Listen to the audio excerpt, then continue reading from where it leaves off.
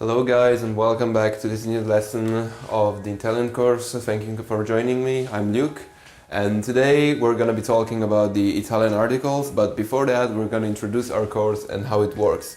So basically I have extracted the most important grammar notions out of my language. I am a native Italian speaker and I've put them all together in the course, and I hope it will help you in mastering the language. We'll soon be adding other things such as vocabulary, conversational topics, and maybe we're also going to add a history hub. We're going to add a lot of things in order to make this course complete and with all of the things you need in order to achieve your fluency in the Italian language. So let's get right into it. As in the other languages, in Italian there are definite articles and indefinite articles. We're gonna be starting from the definite articles, which are il, lo, la, I, ile. So let's start from these first ones. Il is used for all masculine nouns that start with a consonant, except for the cases in which you need to use lo, which is the second article. And we're gonna make some examples with il. For example, il cane, which is the dog.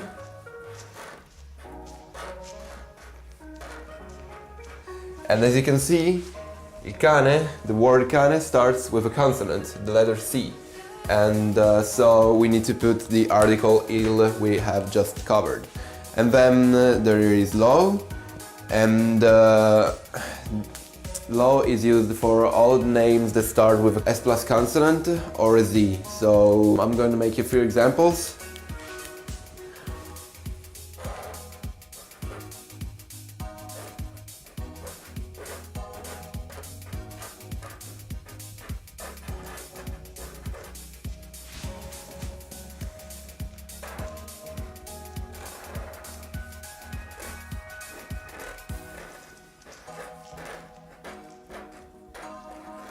So, as you can see, we got lo zucchero, which is sugar, and in this case, zucchero is starting with Z, so we need to put the lo article. And in the second case, there is lo scoglio, which means the rock, the big rocks you see at the seashore. And in this case, we got S plus another consonant, which is C in this case. So in this case, we're gonna be adding lo article, sorry. And that's how it works. And then there is la, which is used for all feminine nouns starting with any consonant, so this is easier, you don't have to remember of this difference. And we can make a few examples.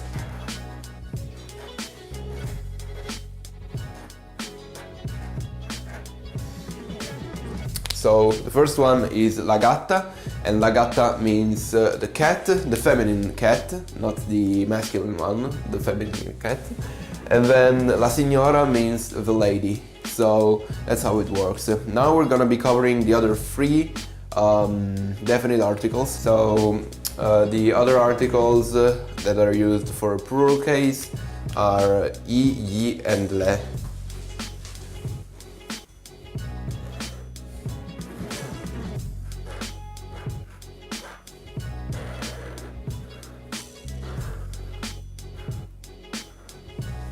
The I article, the first one, is used with the masculine nouns that start with a consonant that don't belong to the cases in which you have to use the I, which is the second article we're going to be covering now. And so I'm going to make a few examples.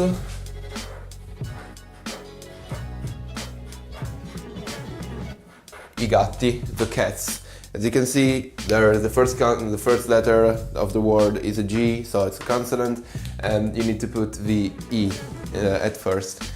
And Y is used with the masculine nouns that start with vowels, clusters of the cluster GN, and then the cluster S plus consonant we covered before, and also the consonant Z. So we're gonna make a lot of examples here so you understand what I'm talking about. And let's start with the vowel.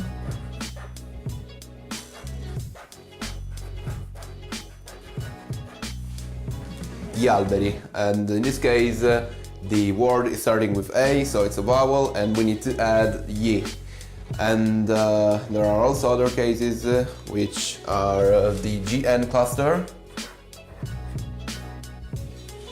gli gnocchi. In this case, it starts with GN, so we still need to put Y. And then there are other cases, such as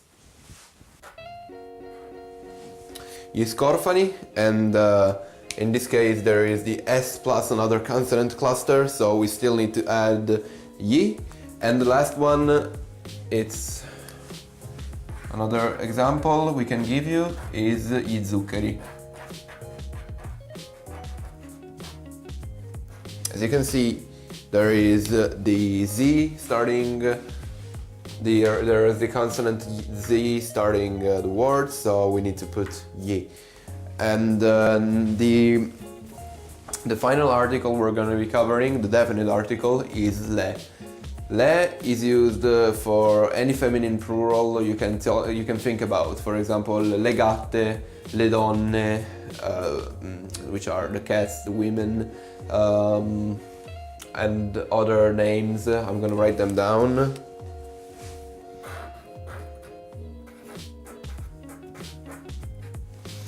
Le gatte and le donne. So here we need to put le as the result of the rule. So now we're gonna be talking about indefinite articles.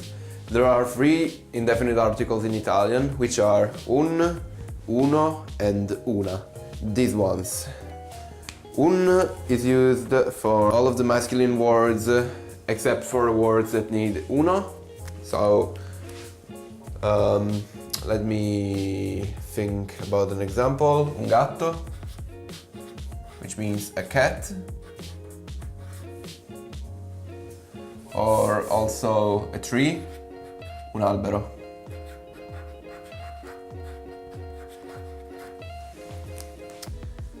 Uno is used for the names that start with S plus consonant or the Z word, or for the Z consonant, I'm sorry. And so, as we've seen before, we're gonna be using uno for things as uno zucchero, a sugar, or uno scoglio, a rock, as we've seen before. I'm not going to write on the blackboard again because you've seen it before. And there is also una, that's used for all the feminine nouns that start with any consonants, and such as una gatta, which means a cat, una femmina, a girl or woman. It's like, and other cases, other examples. Okay, so now this thing might be frustrating for an English native speaker because things are getting more and more complicated than they are in its language. So we're gonna be covering the partitive articles, and the word some can be translated in the partitive articles, and it can be quite confusing, but now we're gonna be covering this topic.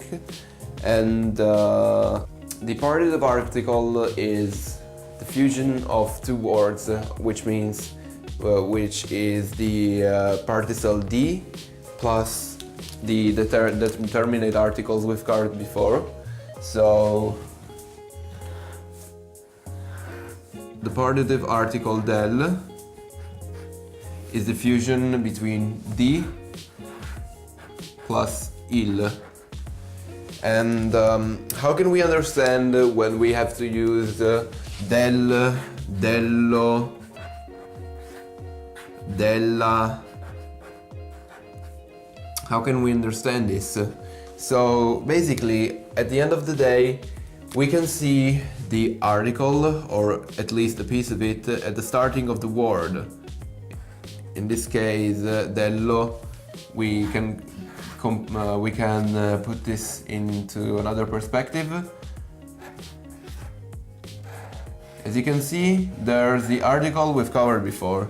So what we can do is thinking about the words that go with flow, and then we're gonna simply put them after the partitive article. So in this case, we've said the lo is with the consonants, with the words that start with the consonant Z, or the cluster between C, the letter S, and another consonant. And this is how it works. I'm gonna leave you a table right now, which you can see on the screen. And basically this shows all of the articles, all the partitive articles you can form in the Italian language. And so it's pretty much it. You can also find this table on my website, Wordopolitan. And in the first lesson of the course you're gonna see it. So that was all for today. Thank you for joining us. I hope to see you in the next lesson. And if you have any questions or something wasn't clear about these topics, then feel free to write down in the comments below and tell me what's wrong so I can help you out. Thank you very much for listening, and I hope to see you in the next lesson. Bye bye.